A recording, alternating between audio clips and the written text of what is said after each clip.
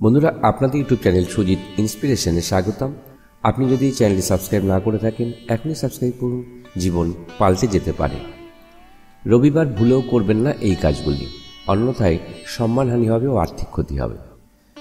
সংসারে সুখ সমৃদ্ধি বজায় রাখতে আমরা নানা রকম নিয়ম পালন করার চেষ্টা করি, তবে রবিবার সূর্যদেবতার দিন বলে মনে করা হয়, তাই এই দিন তার অনেক বেশি প্রকোপ থাকে।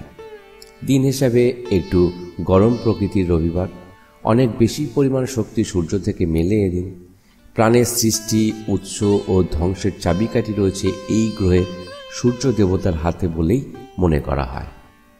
হিন্দু ধর্মের সৌরদেবতা বিভিন্ন দেবদেবীর মধ্যে হলেন প্রধান।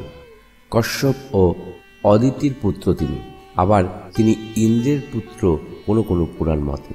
খালি চোখে সামনাসামনি কোনো দেবতাকে দেখা না গেলেও কিন্তু সূর্যদেবকে আমরা আকাশের দিকে তাকালেই দেখতে পাই। রবিবারটা রাখা থাকে সূর্য দেবতার জন্য সপ্তাহের 7 দিনের মধ্যে। বলা হয় রবিবারে সূর্য দেবতার পুজো করলে সাধকের বিশেষ ফল লাভ পাওয়া যায়। রবিবার সূর্য তার বেশিরভাগ শক্তি বহন করে। জ্যোতিষশাস্ত্র অনুসারে ব্যক্তির কুণ্ডলিতে সূর্যের অবস্থান ঠিক না থাকলে তিনি সমাজে মান ও সম্মান পান না, সারা জীবন কষ্ট করতে হয়, তার জীবনে সুখ থাকে না। এই কারণেই রবিবারে কোনো বিশেষ কাজ না করার পরামর্শ দেওয়া হয়। বিশেষ করে কিছু কাজ একেবারেই করা উচিত নয়।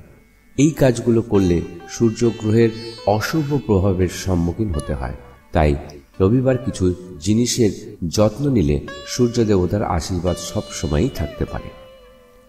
রবিবারে এই কাজগুলো করা থেকে বিরত থাকুন।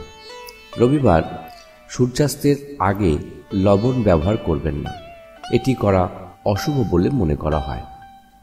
এটাও বলা হয়েছে যে রবিবার রাত নামার আগে সহবাস করা উচিত নয়। এই দিনে কোনো ব্যক্তির মাংস এবং অ্যালকোহল খাওয়া উচিত নয়।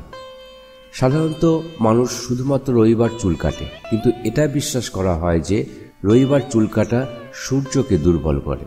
তাই এই দিনে চুল কেটে মাথায় তেল মালিশ করে এবং দুধ ফোটানো উচিত নয়। রবিবার সম্ভব হলে তামার তৈরি জিনিস কেনা বেচা এড়িয়ে চলুন। এই দিনে নীল, কালো এবং ধূসর রঙের পোশাক পরবেন না। কখনোই রবিবার সূর্যদেবকে না দেখে স্নান করবেন না। স্নান করতে যাবেন প্রথমে একবার দর্শন করেই। রবিবার সর্ষের তেল মালিশ করবেন না। প্রবল শক্তি এবং তেজ মনে পাবেন প্রতি রবিবার নিয়ম মেনে শক্তির উৎস সূর্যদেবের পুজো করলে। তবে এই পুজো বা অর্ঘ্য দানের ক্ষেত্রে কিছু করণীয় রয়েছে। পুজো করতে যা মানতে হবে: কখনোই সূর্য পুজো করা উচিত নয় স্নান না সেরে। সূর্য পুজো করা উচিত সর্বদা তামার পাত্রেই। কোনরূপ চিনি বা মিষ্টি জাতীয় জিনিস দেওয়া যাবে না পূজার অর্ঘ্য দানের জলে। এর পাশাপাশি এই পবিত্র জল যাতে এক ফোঁটা পায়ে না পড়ে সেটাও লক্ষ্য রাখতে হবে। সূর্যদেব অর্ঘ্যদানের সময় মেঘের আড়ালে চলে গেলেও অর্ঘ্যদানে বিরত হওয়া যাবে না। আপনি যদি প্রতি রবিবারে এই সমস্ত কিছুর যত্ন নেন, তবে আপনাকে কখনোই সূর্যগ্রহের অশুভ দৃষ্টির সম্মুখীন হতে হবে না। সূর্য ঈশ্বর সর্বদা আপনার উপর তার আশীর্বাদ বজায় রাখবেন। বন্ধুরা, ভিডিওটি ভালো লাগলে লাইক ও শেয়ার করতে ভুলবেন না। পরবর্তী ভিডিওর জন্য অপেক্ষা করুন। ততক্ষণ পর্যন্ত সুস্থ শরীরে ভালো থাকবেন। বিদায়।